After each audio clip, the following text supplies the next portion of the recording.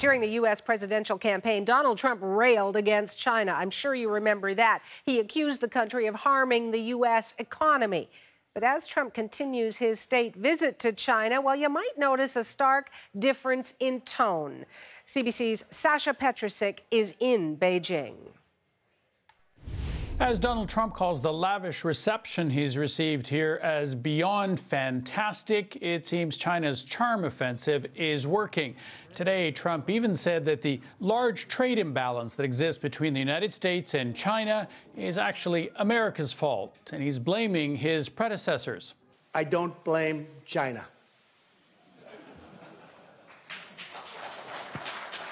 After all, who can blame a country for being able to take advantage of another country for the benefit of its citizens? I give China great credit.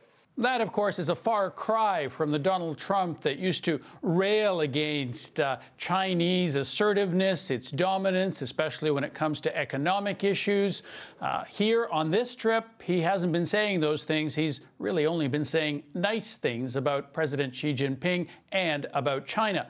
Now, a lot of countries in Asia are watching this and trying to assess whether they should be switching allegiances from the United States, which has been seen as more unreliable, also a fading power here, and switching it to China, the other more dominant power.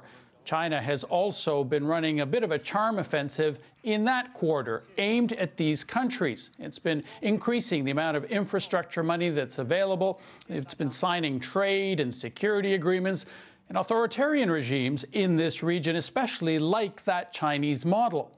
Others who don't like it have been intimidated by China's more modern military and also its assertive territorial claims in the South China Sea, for instance, where it's been building artificial islands and then putting military installations on top of them, disregarding totally any other competing claims.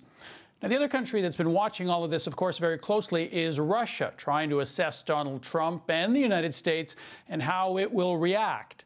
There could, in fact, be a meeting between Donald Trump and Russian President Vladimir Putin tomorrow in Vietnam, where certainly all of that would be discussed.